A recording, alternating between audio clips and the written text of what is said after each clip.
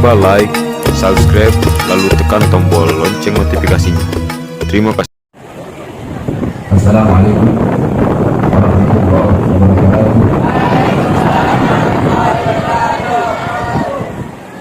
Alhamdulillahil ahad, wassalatu wassalam ala man fis sama' ismuhu Ahmad wa fil ardi ismuhu Muhammad wa ala alihi wa sahbihi wa ba'd.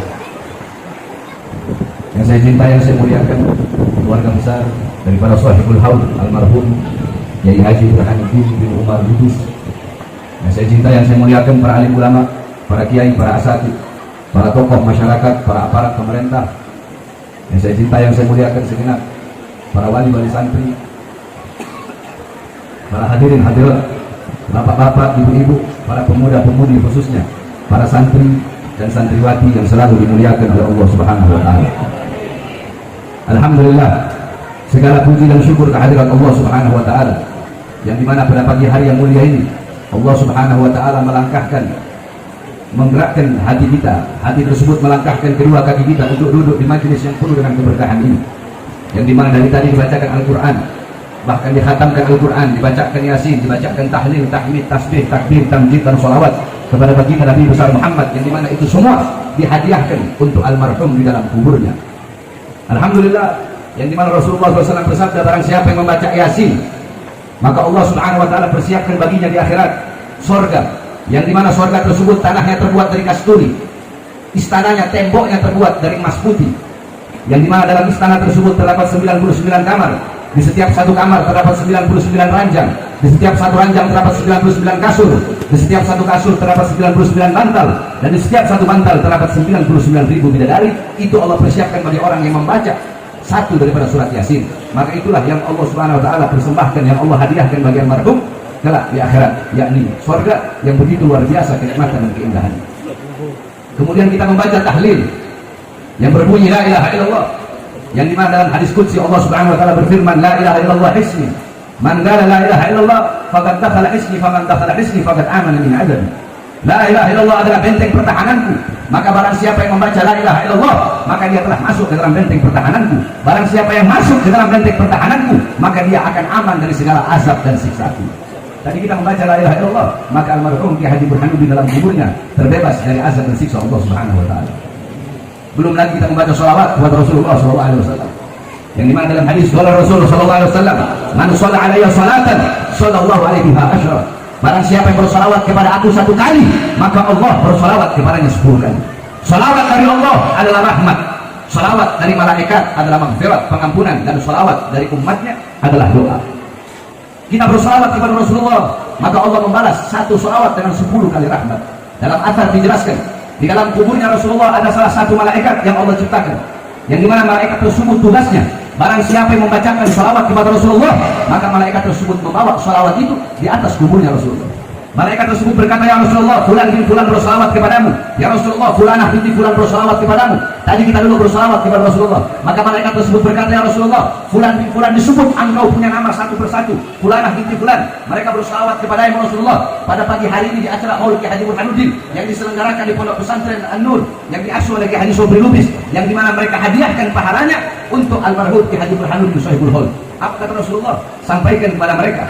Maka salawat mereka bawa di hadapan Allah Subhanahu wa taala. Dibawa salawat kita di menghadap Allah Subhanahu wa taala. Apa kata Allah? Akan aku ciptakan dari setiap satu huruf dari salawat yang mereka baca. Satu huruf salawat yang kita baca, Allah ciptakan 360 malaikat.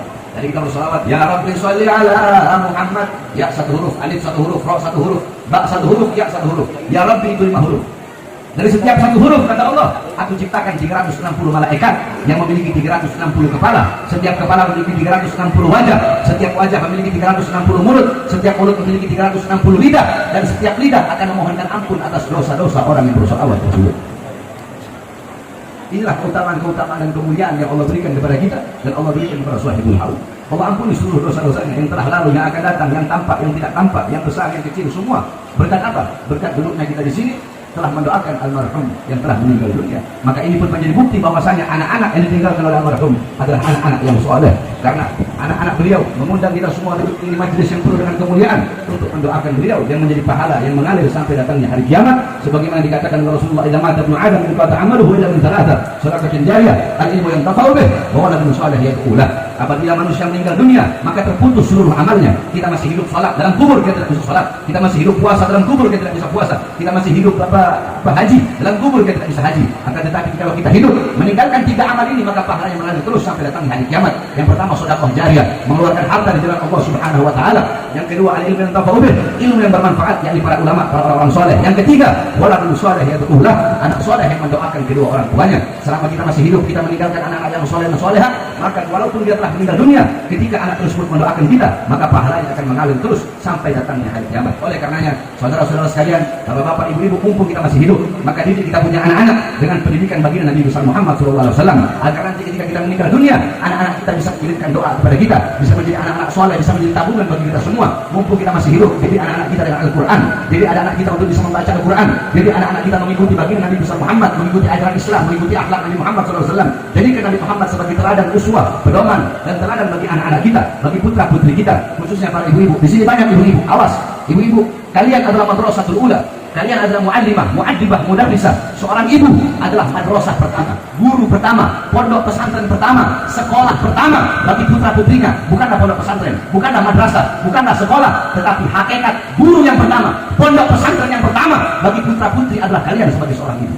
Makanya dalam Al-Quran Allah Subhanahu wa taala mengumpamakan istri, nisa'ukum harusul lakum, wanita-wanita kalian adalah ladang bagi kalian. Kita, kami para lelaki, kami yang bercocok tanam, kalian para perempuan, kalian adalah ladangnya. Jika para laki-laki bercocok tanam di ladang yang baik, maka hasilnya bakal baik. Tetapi kalau kita bercocok tanam di ladang yang rusak, di ladang yang kering kerontang, maka hasilnya pun bakal buruk. Nah, ibu-ibu adalah ladang tersebut. Baik buruknya anak tergantung daripada ibunya, bukan tergantung daripada bapaknya. Karena waktu seorang ibu dengan anak lebih banyak daripada waktu seorang bapak dengan anaknya. Maka baik buruknya anak tergantung daripada ibunya. Banyak ibu-ibu zaman sekarang, kalian tahu di mana letak kursi kalian, kalian tahu di mana letak lemari kalian, kalian tahu di mana letak kasur kalian, kalian tahu di mana letak kompor kalian, tapi kalian tidak tahu di mana letak anak-anak perempuan kalian ketika malam.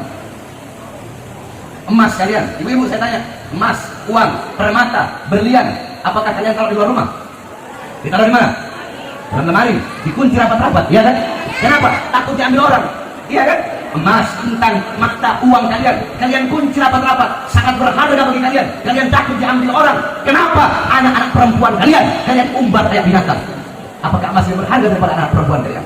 Apakah intan permata lebih berharga daripada anak perempuan kalian? Tapi ini nyatanya yang terjadi, ibu. Kalian lebih cinta, lebih perhatian, lebih takut kehilangan emas, kehilangan harta, kehilangan uang daripada kehilangan kehormatan dan harga diri anak-anak perempuan kalian. Ibu-ibu tahu, Sayyidatina Fatimah, putri Nabi Muhammad SAW, Sayyidina Ali bin Abi Thalib, setiap malam beliau rumahnya gelap. Para sahabat bertanya, ya Imam, ya Ali, apakah engkau tidak punya uang untuk beli lentera sehingga setiap malam rumahmu selalu gelap? Apa kata beliau? Sengaja aku matikan rumahku ketika malam. Agar apa? Agar orang-orang yang lewat depan rumahku tidak bisa melihat sekalipun bayangan daripada anak-anak perempuanku. Aku tidak rela, aku tidak ridho orang-orang melihat bayangan daripada anak-anak perempuanku. Itu Sayyidina Ali dan Sayyidatina Fatimah. Kita, ibu-ibu zaman sekarang, anak perempuan kalian umbar kayak binatang. Bahkan binatang lebih berharga daripada anak perempuan kita. Kadang ibu-ibu apalagi di kampung-kampung, ayamnya nggak pulang dicari, anak perempuan yang nggak pulang dibiarkan. Ayam lebih berharga, lebih mahal, lebih engkau jaga daripada anak-anak perempuan kita. Itu yang terjadi. Oleh karena alhamdulillah kita bersyukur kepada Allah, kita masukkan anak-anak kita, putra-putri kita di pondok-pondok pesantren, di yayasan-yayasan Islam. Ini adalah suatu kebaikan, ini adalah suatu hal yang bermanfaat. Ibu-ibu sekalian yang dimuliakan oleh Allah Subhanahu wa taala. Banyak orang-orang zaman sekarang, mereka lebih memilih sekolah-sekolah modern. Mereka lebih memilih sekolah-sekolah yang tinggi, sekolah-sekolah dalam urusan dunia. Mereka tidak mau masukkan anaknya ke pondok pesantren. Mereka tidak mau masukkan anaknya ke yayasan-yayasan Islam. Mereka lebih memilih yang urusan-urusan dunia. Sekolah-sekolah negeri. Mereka lebih memilih sekolah-sekolah yang berpedoman kepada orang-orang barat, yang berkiblat kepada orang-orang barat. Mereka berkata kalau masuk pondok pesantren ketinggalan zaman. Mereka berkata kalau masuk yayasan-yayasan Islam ketinggalan zaman. Saya tanya ibu-ibu semua. Ibu-ibu jawab yang keras dan jawab yang jujur. Yang paling banyak jadi maling. Yang paling banyak jadi maling. Dulunya mereka mondok, mereka sekolah Islam atau mereka sekolah umum? Jawab yang keras. Yang paling banyak jadi maling, dulu mondok apa sekolah umum? Yang paling banyak jadi pelacur, dulu mereka mondok apa sekolah umum? Hah? Yang keras. yang paling banyak tidak perawan mereka di pondok pesantren, di yayasan Islam atau di sekolah-sekolah umum? Jawab yang keras. Yang paling banyak dari koruptor mereka dulu mondok di yayasan Islam atau sekolah-sekolah umum? Berarti mana lebih bejat? Pondok pesantren atau sekolah umum? Mana lebih biadab? Mana lebih biadab? Makanya jangan menyepelekan pondok pesantren, jangan menyepelekan yayasan Islam. Ini yang terjadi, betul? Betul? Kita ngomong realita aja, ngomong apa adanya. Yang paling banyak menjadi maling, yang paling banyak jadi koruptor, yang paling banyak jadi penjahat, yang paling banyak jadi penjaga. Terbukti mereka bukan apa lebih banyak, bukan dari pesantren, lebih banyak bukan dari dulu sekolah-sekolah Islam, akan tetapi dari sekolah-sekolah umum. Kenapa? Karena minimnya pengetahuan dan pemahaman mereka tentang agamanya Allah Subhanahu wa Ta'ala. Oleh karena bersyukur Bapak Ibu, kita punya anak-anak berada di Yayasan An-Nur. Makanya kita doakan ke Sobri sebagai muassis, mudah-mudahan Allah panjangkan umur beliau, Allah sehatkan jasmani dan rohani beliau. Amin amin ya rabbal alamin. Jadi baik buruknya anak ibu tergantung dari seorang ibu. Nah, baik buruknya ibu sebagai seorang istri itu tergantung daripada suami. Jadi kembali lagi kepada suami. Bapak-bapak zaman sekarang ngarep. Mereka ngarep, saya pengen punya istri seperti Sayyidatuna Khadijah. Saya pengen punya istri seperti Sayyidatuna Fatimah. Saya pengen punya istri seperti Sayyidatuna Khamsah, seperti Sayyidatuna Sumayyah binti Khabbab. Saya pengen punya istri seperti Sayyidatuna Mutia. Kalau pengen punya istri seperti Sayyidatuna Khadijah, maka bapak harus menjadi sosok Rasulullah SAW. Pengen punya istri seperti Sayyidatuna Aisyah radhiyallahu anha, harus menjadi sosok Rasulullah. Pengen punya istri seperti Sayyidatuna Fatimah, harus menjadi sosok Sayyidina Ali bin Abi Thalib. Pengen punya istri seperti Sayyidatuna Asma binti Abi Bakar, harus menjadi sosok Zubair bin Awwam.